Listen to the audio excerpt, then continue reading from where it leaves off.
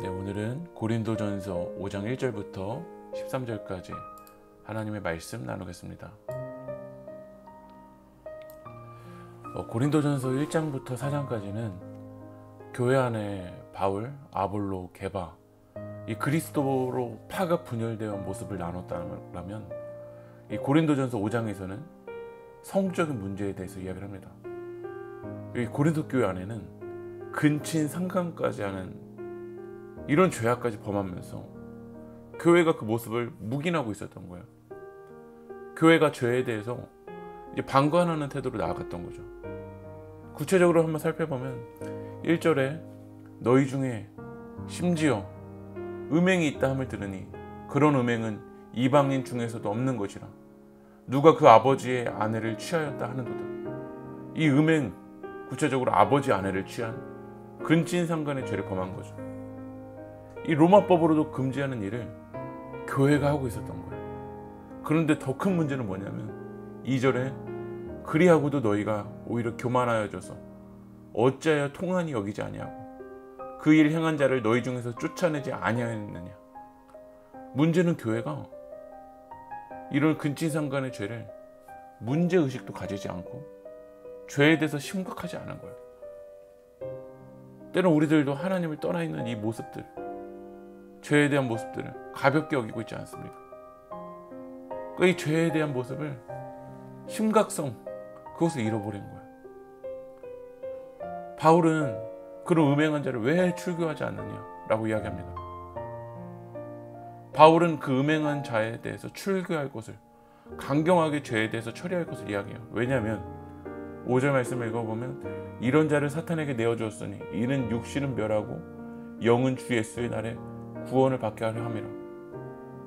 그의 영혼이 깨닫고 다시 회개하고 돌아와서 구원을 받게 하려 하기 때문이죠. 고린도 교회는 이 음행의 죄를 가볍게 여기고 처리하지 않았던 거예요. 결국 가볍게 여기면 어떤 일이 벌어지냐면 6절에 너희가 자랑하는 것이 옳지 아니하도다. 적은 누룩이 온 덩어리에 퍼지는 것을 알지 못하느냐. 우리는 가볍게 여겼지만 여러분, 누룩이 빵을 만들 때 그 작은 누룩이 어떻게 되냐면 온 덩어리에 퍼집니다. 전체를 부풀게 만들어 버립니다. 작은 죄가 고린도 교회 전체를 무너뜨리고 있는 거예요. 그런데 우리는 죄가 있냐 없냐보다 이거는 큰 죄인가 작은 죄에 대한 그런 접근으로만 나아가서 이 음행의 죄를 작다라고 여긴 거예요. 그러나 먼지 같은 죄 하나가 우리 전체를 무너뜨립니다. 여러분의 삶에서도 작은 죄 하나가 우리 전체를 무너뜨릴 수 있다는 거예요. 그래서 우리는 그 작은 죄라도 다 내버려야 돼요. 7절에 너희는 누룩 없는 자인데 새 덩어리가 되기 위하여 묵은 누룩을 내버리라. 무릎으로 끈 누룩을 내버리라는 거예요. 묵은 누룩을 내버리기 위해서 예수님이 희생되신 것이잖아요. 그래서 우리는 죄와 연결되어 있었던 모든 것들을 예수님의 십자가 앞에 내려놓고 예수 그리스도의 보혈로 힘입어야 돼요. 8절 말씀에 이러므로 우리가 명절을 지키되 묵은 누룩으로 말고 악하고 악의에 찬 누룩으로도 말고 누룩이 없이 오직 순전함과 진실함의 떡으로 하자.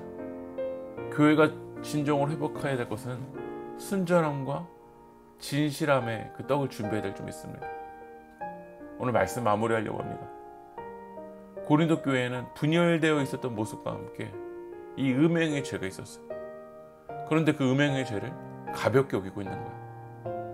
여러분의 삶에서 죄 가운데 가볍게 여기고 있는 모습들이 있다면 오늘 이 시간 심각하게 말씀을 통해서 나를 인지해야 돼요.